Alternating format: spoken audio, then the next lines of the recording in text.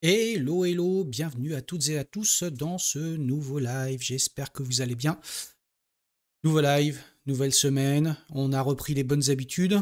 Donc la dernière fois, je vous avais parlé du Z80 et aujourd'hui, je vais vous parler du fameux MOS 6502. Mais avant tout ça, je vais déjà saluer les gens qui sont déjà dans le chat. Salut Joseph Ligier, salut Stéphane, salut Doi. Qui vois-je d'autre? Mickey MD62, bienvenue à toi. Yoda BZH, Fab Cfab, Biflo. Donc, bienvenue à toutes et à tous. Eh bien, écoutez, j'espère que le sujet de la dernière fois vous a bien plu.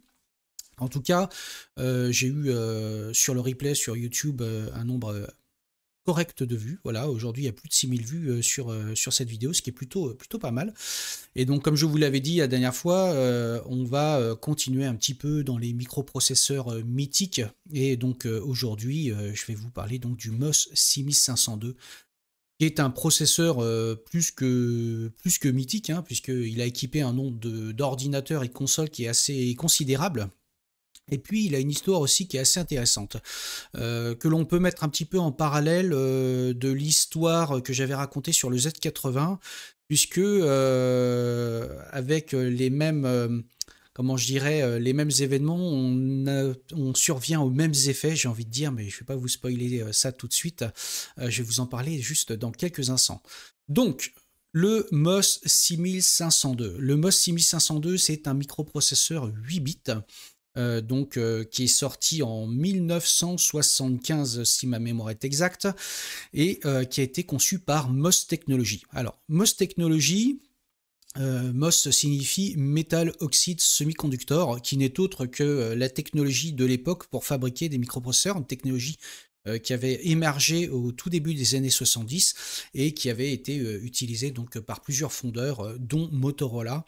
Et avant de rentrer vraiment dans le détail du 6502, je vais vous parler un petit peu de comment est arrivé MOS Technology. Et pour ça, on va faire une petite parenthèse et je vais vous parler très rapidement. Alors avant de faire cette parenthèse, je vais vous ouvrir la photo. Voilà, je vais vous parler de Chuck Peddle. Alors Chuck Peddle, est un ingénieur qui est né en 1937, si ma mémoire est exacte, et c'est quelqu'un qui a commencé sa carrière chez des différents constructeurs assez connus, et notamment chez General Electric. Qui était donc une entreprise dans laquelle il était payé pour concevoir donc des ordinateurs à temps partagé, les précurseurs d'Unix et de Multix, donc des systèmes dont on a déjà parlé. Donc il est resté quelques années chez General Electric à travailler un petit peu sur ces futurs ordinateurs à temps partagé. Et au début des années 70, il est parti chez Motorola. Donc je rappelle que le premier microprocesseur, en tout cas grand public si j'ose dire, qui est sorti, donc c'est l'Intel 4004 qui est sorti donc en 1971 et dont c'était l'anniversaire la semaine dernière. Voilà, j'en avais parlé sur les réseaux sociaux notamment. Et donc Chuck Peddle est arrivé donc chez Motorola pour travailler sur la série des microprocesseurs 6800.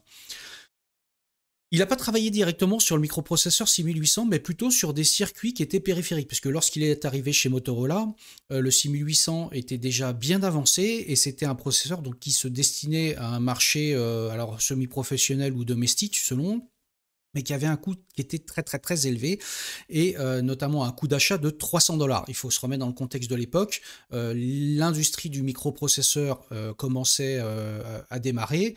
Et puis évidemment, pour rentabiliser les investissements un petit peu faramineux qu'il fallait pour construire ces processeurs, eh ben, les firmes telles que Intel, Motorola et j'en passe et des meilleurs vendaient à prix d'or ces microprocesseurs en margeant quand même plutôt pas mal. On va pas se mentir. Voilà. Donc c'était vendu 300 $ pour le 6800.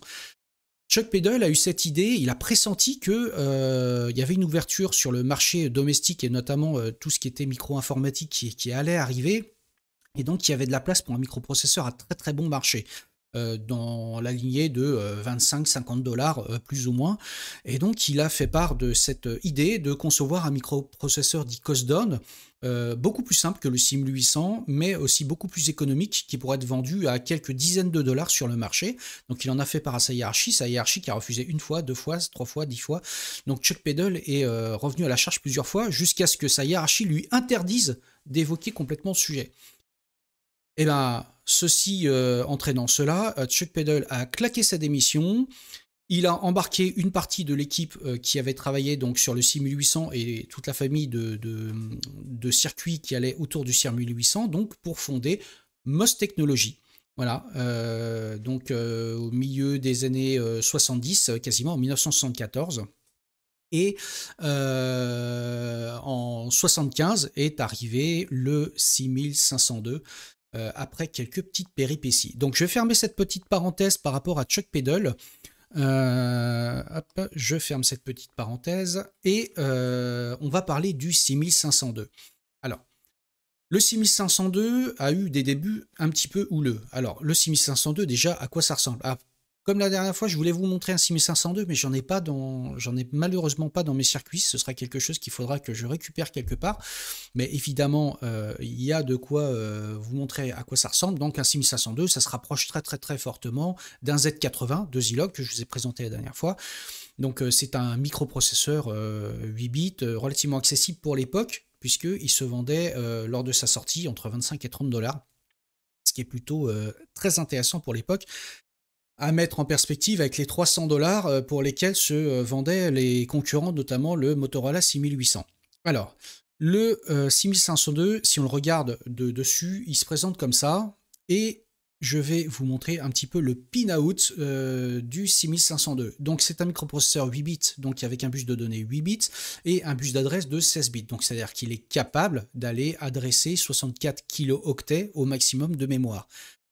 Donc il a un certain nombre de pins donc, qui permettent d'aller l'alimenter, de capter les demandes d'interruption, IRQ par exemple, que l'on voit ici à l'écran.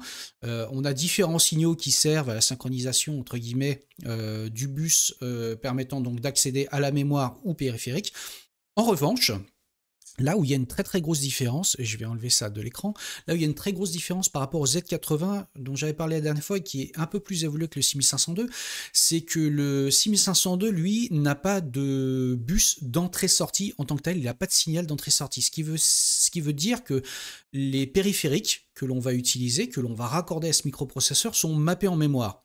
Donc évidemment, qui dit mapping en mémoire, dit que l'on diminue la possibilité de mettre de la mémoire vive sur le microprocesseur, enfin en tout cas directement. Pour la simple et bonne raison, c'est que l'espace mémoire donc de 64 kilooctets va être partagé entre la mémoire vive, la RAM, et les périphériques en termes d'entrée-sortie.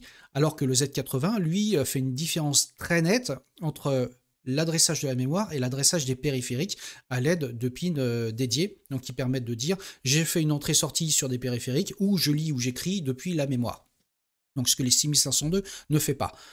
En revanche, cette simplification permet aussi d'aboutir à un design qui est beaucoup plus simple que le Z80 et donc plus économe en transistors. Alors, je parle de transistors, juste en termes de point de comparaison, le 6502 est composé d'environ 3500 transistors, plus ou moins 3500, 3700, j'ai plus le compte exact en tête, quand le Z80 c'était plutôt aux alentours de 8500. Le 6502, je vais vous montrer aussi comment il est organisé en interne. C'est aussi un microprocesseur qui est beaucoup plus simple que le Z80 et que d'autres processeurs aussi. Pour la simple et bonne raison, c'est qu'il dispose de très très peu de registres internes. Il a un registre A, qui est l'accumulateur, sur lequel on va effectuer donc les manipulations de data qu'on va aller chercher en mémoire, les additions, les soustractions, etc. Et deux registres annexes, qui sont les registres X et les registres Y. On n'a que ça comme registre. Et la particularité, par rapport au Z80, on n'a aucun registre 16 bits. C'est-à-dire que le 6502 n'est capable d'effectuer des calculs ou des manipulations de données que sur 8 bits d'un seul coup. Ce qui est à mettre en opposition avec le Z80 qui, lui, est un microprocesseur 8 bits, mais qui est capable, à l'aide de plusieurs cycles, de pouvoir charger des registres 16 bits, puisque je l'avais expliqué. Les registres vont par paire, on a AF, BC, DE, HL, donc qui sont des registres 16 bits qui sont splittables en registres 8, A et F, B et C, D et E, H et L. Ici, on va juste retrouver A, X et Y pour pouvoir manipuler les données. Donc c'est une simplification qui permet d'économiser un nombre de transistors, mais aussi qui a tendance à complexifier un petit peu la programmation, notamment pour les programmeurs en assembleur. Il dispose d'un compteur de programme, donc le registre PC qui lui est 16 bits, qui permet d'aller chercher la prochaine instruction en mémoire et donc de l'exécuter, et d'un pointeur de pile. Et ce pointeur de pile, il a aussi une particularité comparé au Z80 où on pouvait placer la pile un petit peu partout dans l'espace d'adressage 64K, c'est que le pointeur de pile, sur le 6502 n'adresse qu'une partie de la mémoire, que la page 1, puisque la mémoire pour le 6502 est découpée en plusieurs pages de 256 octets. Donc la page 0, c'est les octets 0 à 255, et la page 1, les octets de 256 à 511. Donc en fait, la pile ne peut adresser que 256 octets à un espace, à une adresse qui est fixe de la mémoire, ce qui est aussi une limitation.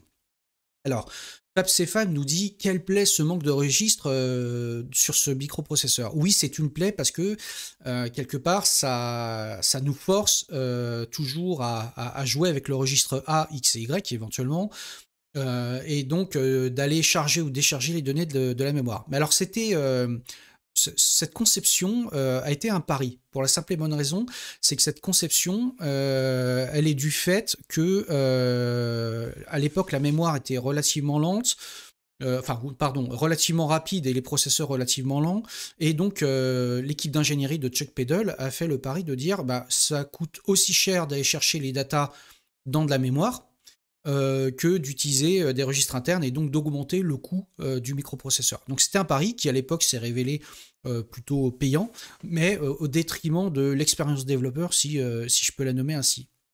Donc ce qu'il faut savoir, c'est que le 6502 dispose de plusieurs modes d'adressage. Il a des adressages implicites, il a un adressage direct, un adressage immédiat et des adressages indexés.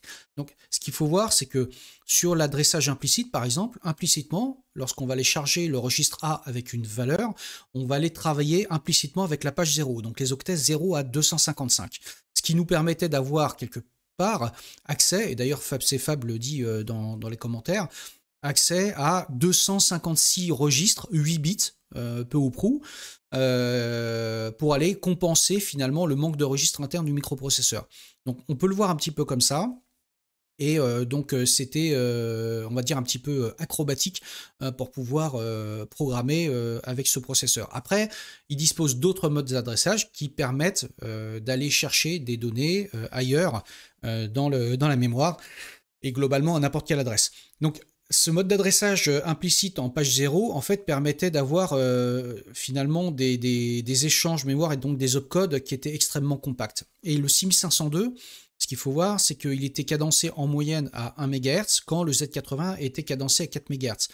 Pour autant, le 6502 sur un certain nombre d'opérations était aussi rapide que le Z80 pour la simple et bonne raison, c'est que le Z80 en interne a un travail à 4 fois, un diviseur de fréquence par 4, et donc en fait va exécuter un certain nombre de cycles internes, et en général qui sont des multiples de 4 en interne du processeur pour effectuer ces opérations quand le 6502 travaillait vraiment au cycle. Et quand le 6502 libérait le bus de données, le bus d'adresse, en fait, il le libérait réellement, ce qui permettait donc de pouvoir avoir des périphériques qui pouvaient accéder, moyennant quelques petites astuces de synchronisation, à une mémoire partagée avec le microprocesseur.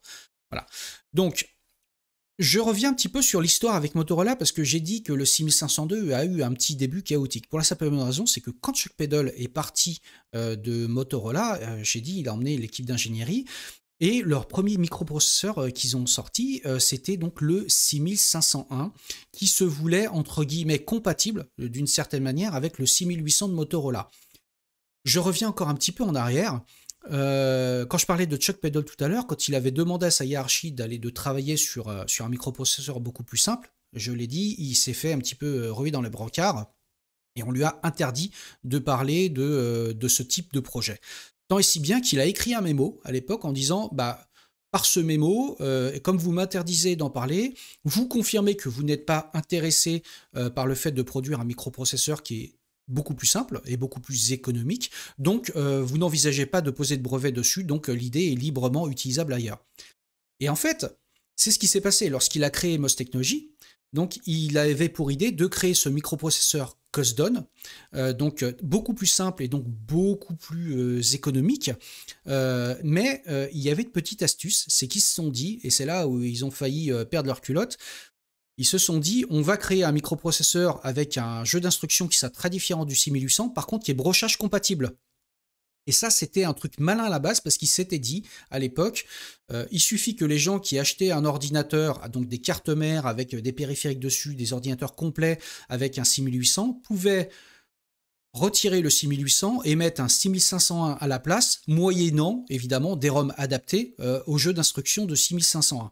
Alors ça, croyez-moi que Motorola l'a pas du tout entendu de cette oreille, et donc quand le processeur est arrivé sur le marché à un prix défiant toute concurrence, c'est-à-dire 10 fois moins cher que le 6800, que je rappelle était à 300$, le 6501 est arrivé entre 25 et 30$, évidemment, Motorola a sorti une armée d'avocats et a poursuivi en justice MOS Technologies pour violation de brevet, puisque le brochage du 6800 était évidemment protégé par des brevets, et donc il a fallu chez MOS Technologies donc réagir très rapidement. Et ce qu'ils ont fait, c'est qu'ils ont fait quelques ajustements déjà au niveau des instructions, comment elles sont rangées dans la matrice d'instruction, la matrice d'opcode, et ils ont surtout fait un énorme changement au niveau du brochage, ce qui rendait le 6502 totalement incompatible au niveau des broches avec le 6800, mais ce qui permettait de pouvoir se sortir un petit peu de cette ornière de garde avocat, puisque Motorola a mis une pression énorme sur MOS Technologies à l'époque, tant et si bien que MOS Technologies a failli vraiment mettre la clé sous la porte. Donc ils ont fait le pari de sortir ce 6502 qui était un 6501 modifié, donc avec plus aucune compatibilité avec le 6800. Et la grande surprise, c'est que le marché a énormément pris. Donc avec un coût d'achat à 25$ pièce, beaucoup d'ordinateurs et de consoles ont commencé à acheter du 6502 pour pouvoir donc équiper leur matériel et donc produire des consoles ou des ordinateurs qui soient abordables pour le grand public. Et c'est là que sont nées les premières consoles et ordinateurs que vous connaissez toutes et tous, l'Atari 2600, qui est une des consoles les plus mythiques de l'histoire, mais aussi la moins bien lotie en termes de hardware, entre guillemets, puisque bon, elle dispose d'un 6502, c'est une chose, mais sachez que cette console ne dispose que de 128 octets de mémoire vive. Non, ma langue n'a pas fourché, c'est pas 128 kiloctets, c'est 128 octets de mémoire vive. Donc, croyez-moi que pour programmer une Atari 2600, il fallait être extrêmement créatif et se baser sur l'exploitation du reste du hardware de façon très maligne, notamment des cartouches de ROM, cartouches de jeu, pour pouvoir programmer cette console. Et bien évidemment, elle a... Oui, alors tout à fait, Fab Cefat, tu as raison. Ce n'est pas un 6500 exactement, c'est un 6510, mais tu as tout à fait raison sur le sujet. Et l'Apple 1 puis l'Apple 2 se sont basés donc sur le 6502. Donc, et bien évidemment, est arrivé beaucoup plus tard un ordinateur mythique que certains et certaines d'entre vous ont eu ici, c'est le C64, qui a bâti donc toute son architecture autour du 6502 et de circuits de Commodore dédiés notamment à la puce SID pour le son et différents autres circuits. Pour la petite histoire, je vais ouvrir aussi une autre petite parenthèse. Pour la petite histoire, il faut savoir aussi que l'Amstrad CPC, qui est un ordinateur qui est cher à mon cœur et vous le savez, l'Amstrad CPC initialement était prévu pour être propulsé par un 6502. Alors, la première version de l'Amstrad CPC, c'est-à-dire la version expérimentale de l'Amstrad CPC, qui était conçue, était bâtie autour d'un 6502, parce que c'était un microprocesseur qui était donc extrêmement bon marché, qui était sur le marché déjà depuis longtemps, et qui était meilleur marché que le Z80. Pour la simple et bonne raison, c'est qu'il était, il était un petit peu moins cher, et le Z80 étant un petit peu plus perfectionné, si j'ose dire, était un petit peu plus cher. Donc Amstrad voulant produire des ordinateurs donc extrêmement bon marché, c'était rabattu sur un 6502. Et là où ça fait la différence, pourquoi Amstrad a choisi finalement un Z80, c'est que le hardware étant conçu, eh bien, il fallait trouver rapidement de quoi équiper le firmware, notamment avec un BASIC. Et c'est là qu'ils se sont retournés vers Locomotive Software. À l'époque, il y avait un BASIC sur étagère, mais ce BASIC sur étagère et toutes les couches logicielles qui voulaient autour étaient écrites pour du Z80. Et donc, ils ont changé leur fusil d'épaule et ont retiré le 6502 de l'Amstrad CPC, qui à l'époque, le prototype s'appelait Arnold. Donc ils ont retiré le 6502 pour le remplacer par un Z80, fait des modifs et ont acheté toute la couche logicielle firmware, donc de Locomotive Software. Donc je referme cette petite parenthèse sur le sujet. Et pour en revenir à nos boutons, donc le 6502 a équipé un très très grand nombre d'ordinateurs, jusque très très loin, jusque dans les années 90, et c'est un processeur dont le cœur a servi et sert encore d'ailleurs comme microcontrôleur dans plein de petits périphériques. Alors de moins en moins parce que aujourd'hui nos microcontrôleurs arrivent avec des cœurs ARM, etc. beaucoup plus évolués, mais très très longtemps le 6502 a servi comme cœur de microcontrôleur à l'intérieur même de périphériques industriels ou grand public, comme le Z80, je vous en avais parlé, a équipé pendant très longtemps des photocopieuses, des imprimantes, des centraux téléphoniques, et j'en passe et des meilleurs. Donc, pour rentrer un petit peu plus dans le détail du 6502, je vous ai montré le bloc diagramme et je vais vous montrer le die. Alors le die du 6502, le voici et je vais aller vous le montrer en vrai. Jusque là sur mon écran, je vous fais mon partage d'écran ici. Donc voici le die du 6502, donc qui a été pris en photographie haute résolution. Et là-dessus, on distingue bien quand même certaines zones particulières. Là, si vous voyez bien, ici, on voit bien qu'il y a une zone un petit peu particulière et qu'on retrouvait dans le Z80 la dernière fois. Le Z80, je vous rappelle, le décodage d'instructions se faisait à l'aide d'une PLA, donc une PLA programmable logique array. Et là, sur le SIM502, c'est presque la même chose. La seule différence, c'est qu'on est en logique câblée. Donc ici, c'est la logique câblée qui va faire le décodage des instructions, ici, pour pouvoir donc aller décoder des instructions, ensuite les exécuter. Et ici, sur la partie droite, on voit un gros rectangle là, hein, qu'on affiche. Et ben, on va retrouver ici l'ALU, donc l'unité arithmétique et logique, et un certain nombre de registres.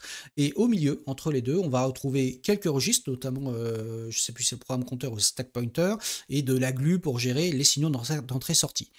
Donc je vais vous afficher ici le diagramme de bloc par-dessus, comme ça vous allez y voir un petit peu plus clair. Donc tout ça, c'est des die shots qui ont été faits donc, par des gens qui ont fait une conférence sur le sujet il y a une dizaine d'années, il y a même 15 ans de ça, c'était en 2010, et donc qui ont créé le fameux site Visual 6502, que je vous conseille d'aller voir, qui est une mine d'informations inépuisable, donc qui a permis de pouvoir faire le reverse engineering du 6502. Et donc là, comme je vous l'expliquais, on retrouve bien toute la partie logique câblée, donc PLA, ROM, entre guillemets interne, qui permet le décodage des instructions. Ici, on va retrouver donc le programme counter, entre autres l'accumulateur et la partie ALU, et différents registres. Et puis au milieu, évidemment, toute la GLU qui permet de dialoguer avec la mémoire, etc., etc.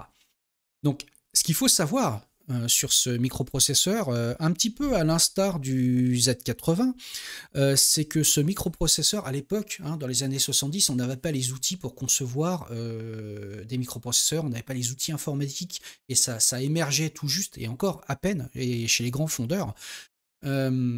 Et en vérité, ce microprocesseur a été designé complètement à la main sur des films en mylar. Alors le mylar, hein, c'est une sorte de matière qui est très très utilisée dans l'industrie, qui a l'avantage d'être extrêmement transparent, et d'ailleurs les dessinateurs de dessins animés utilisaient à une époque le mylar pour dessiner dessus, peindre et ensuite faire la composition avec les décors.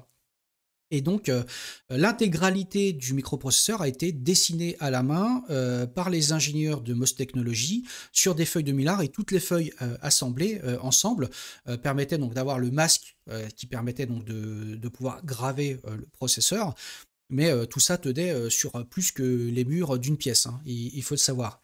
Et ce qu'il faut savoir, c'est que suite au rachat de MOS Technologies par Commodore, parce que MOS Technologies a été au fur et à mesure du temps extrêmement dépendant de Commodore, et Commodore, fabriquant les C64, etc., a pris le parti de racheter MOS Technologies.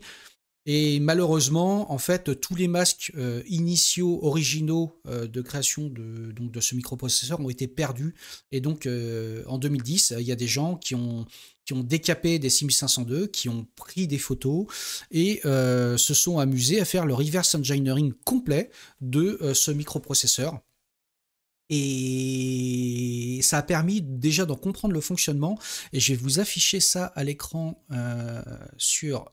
Hop, ici, je prends Live, je prends le site Visual 6502 que je vous affiche ici à l'écran. Voilà. Donc Visual 6502, donc, qui est un site de référence, hein, je le disais, à propos du 6502, mais qui s'est un petit peu aussi ouvert sur d'autres architectures. Mais ce qu'il faut voir, c'est que on a accès donc à tous les die shots qui ont été faits, et on a accès à la conférence qui avait été faite en 2010 sur le sujet, sur l'architecture du 6502. Je ne peux que vous conseiller d'aller voir les documents qui sont mis à disposition, c'est extrêmement intéressant. Mais aussi, c'est-à-dire qu'on a le simulateur de 6502 visuel que je vous présente ici. Je vais essayer de zoomer un tout petit peu, voilà, pas trop. On va faire plein écran, voilà, et normalement... Et donc là, vous avez un 6502 qui a été donc reverse engineering, et sur lequel on peut afficher ou ne pas afficher certains layers du processeur, et le site ici présent est capable de simuler au niveau transistor, au niveau signal électrique directement le fonctionnement d'un 6502. Donc il suffit d'aller sur page avancée, je vais dessus, et par exemple là il y a une ROM en haut à droite donc, qui a été mise, et vous pouvez faire play, et là on voit s'animer comme par magie tous les signaux du 6502, ce qui nous permet de pouvoir exécuter et simuler très finement et comme l'original le fonctionnement de ce microprocesseur. Alors ça a été une avancée en termes d'histoire, mais aussi en termes de fonctionnement, puisque ça a permis à certains projets d'émerger, et notamment un projet que je vais vous présenter, qui est, hop, je vais le retrouver ici, je reprends la carte Monster 6502. Et la carte Monster 6502, je vous assure, c'est de la bombe, puisque c'est quelqu'un qui a réimplémenté un 6502 sur une carte de circuit imprimé, d'après les travaux de Visual 6502. Donc là, on a un processeur qui tient à peu près sur une boîte qui est large comme ça, un microprocesseur avec les signaux qui sont affichés avec des LED, etc., etc. Et donc ça permet directement donc d'avoir un vrai microprocesseur 6502, mais avec une taille énorme. Et d'ailleurs, ça consomme comme un tank, hein, ça consomme, je sais plus, 2 ou 3 ampères. C'est assez gros.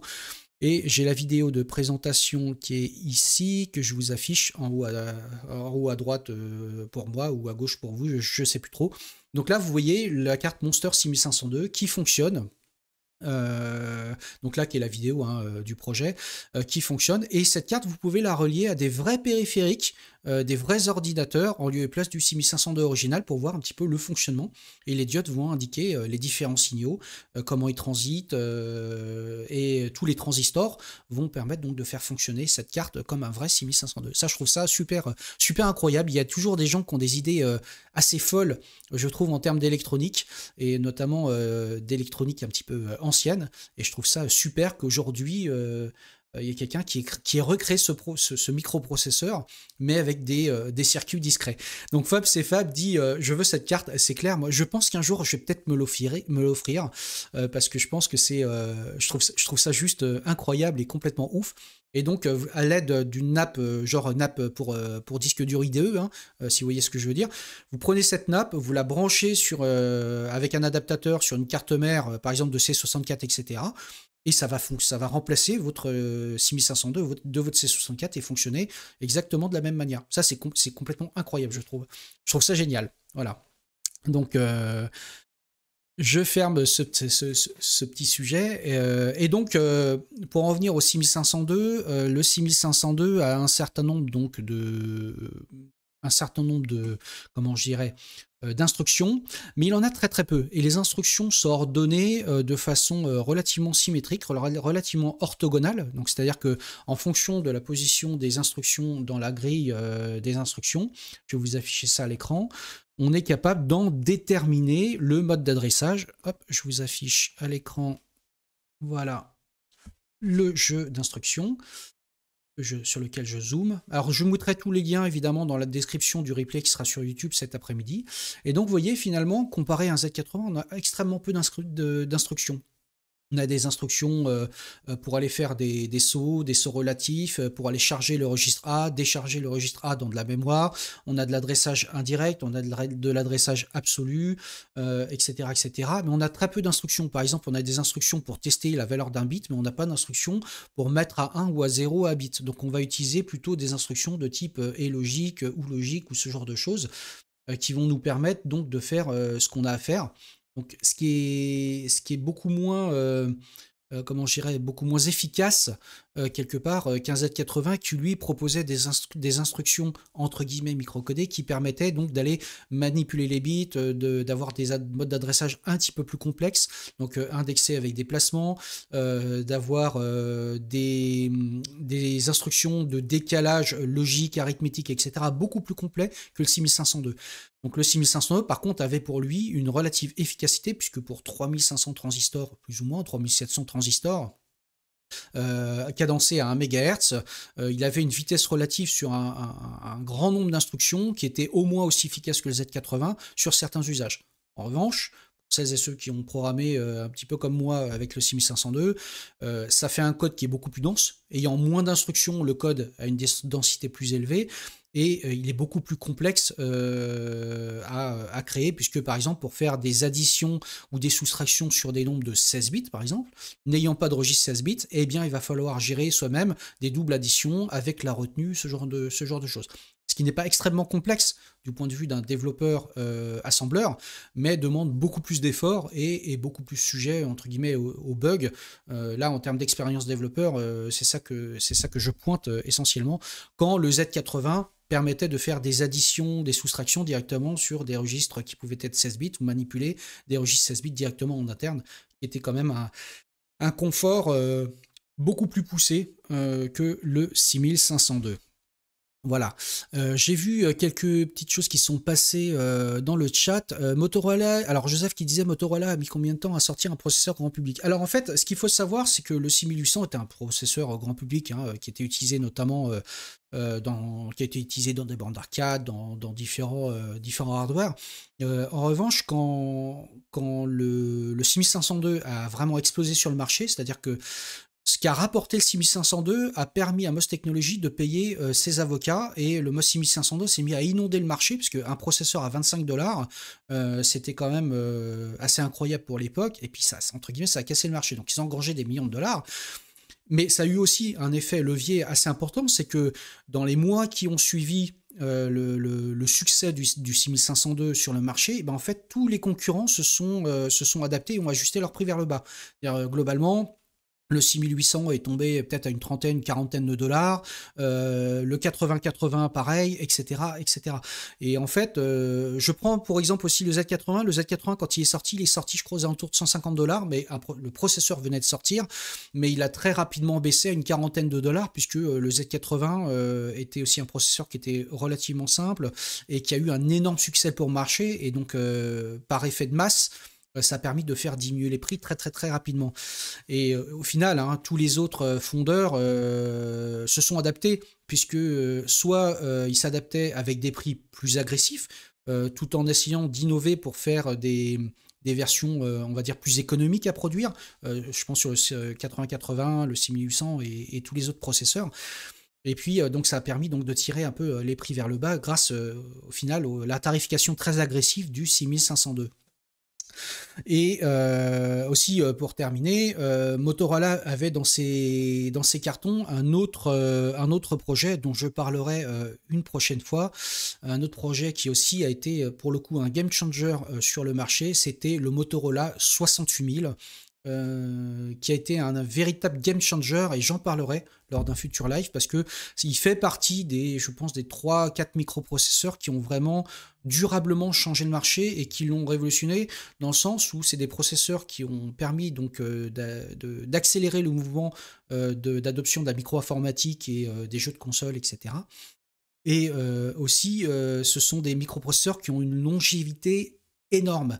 Le 68000, le cœur du 68000 est encore utilisé aujourd'hui, bah, comme le 6502, comme microcontrôleur dans certains équipements. Alors pourquoi les industriels vont utiliser des cœurs qui datent d'il y a 50 ans, voire plus parfois? Pour la simple et bonne raison, c'est qu'ils sont extrêmement peu coûteux à fabriquer, ils sont extrêmement efficaces, ils sont extrêmement bien documentés et ils ont une Logitech, j'en parlais la dernière fois avec le Z80, qui est extrêmement complète. C'est-à-dire pas besoin de réinventer la roue. Et toutes les chaînes d'outils, les façons des Logitech qu'on peut récupérer à droite à gauche, et ce sont des microprocesseurs qui sont extrêmement éprouvés, extrêmement peu coûteux à mettre en œuvre. Donc encore aujourd'hui, quand les besoins sont pas très élevés, il n'est pas rare d'avoir des cœurs de 68000 qui se retrouvent dans des microcontrôleurs. L'un des microcontrôleurs que j'ai utilisé bah, il y a très très longtemps de ça, il y a plus de 25 ans de ça, hein, mais qui était basé sur un 68000, c'était le 68302, donc qui était donc un cœur de 68000 avec une partie MMU, avec une partie entrée-sortie, donc qui permettait de pouvoir concevoir des cartes type microcontrôleur et industriel à moindre coût, tout en bénéficiant d'une Logitech extrêmement complète du 68000. Et ça a été pareil pour le 6502, hein, 6502 qui a une longévité considérable et des variantes, beaucoup de variantes. Typiquement, prenez la Nintendo Entertainment System, hein, la NES, qui contient en interne non pas un 6502, mais quelque chose qui est dérivé d'un 6502. C'est un cœur de 6502 qui a été légèrement modifié par Nintendo, en tout cas pour les besoins de Nintendo. Mais vous allez retrouver des dérivés de 6502 comme plus tard la Super Nintendo, le 65 816, etc. Donc qui sont des processeurs dérivés. Évidemment, qui dit processeur dérivé dit aussi des instructions légèrement différentes parce que je vous l'ai présenté tout à l'heure, je vous le raffiche à l'écran. Le jeu d'instruction du 6502, on voit qu'il y a des trous et en fait tous ces trous permettait d'avoir accès à des opcodes qui étaient non documentés, comme le Z80.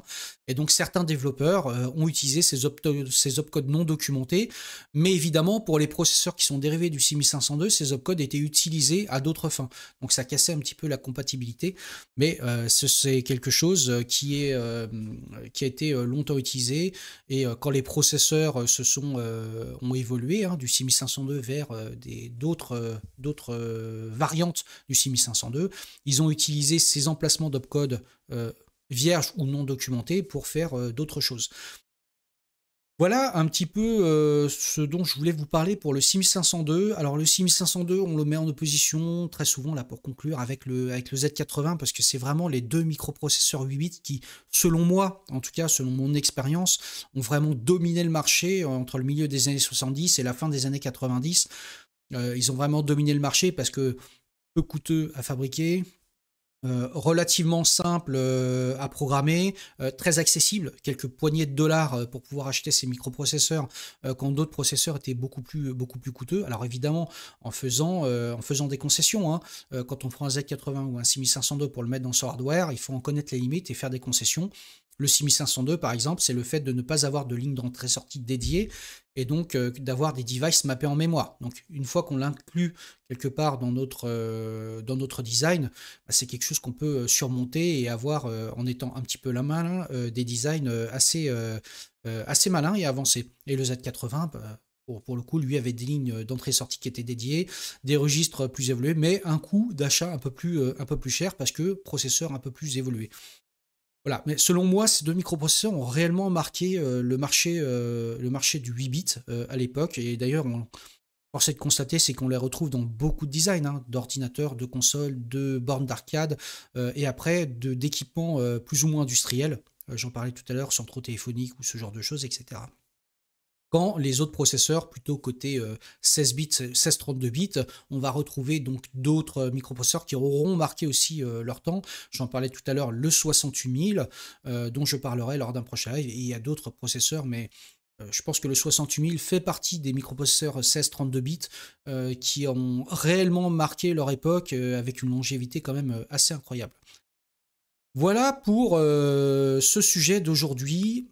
Écoutez, j'espère que tout ça vous a plu. On va bientôt, on va conclure parce que on va passer chez l'ami Titi Moby qui va démarrer son live.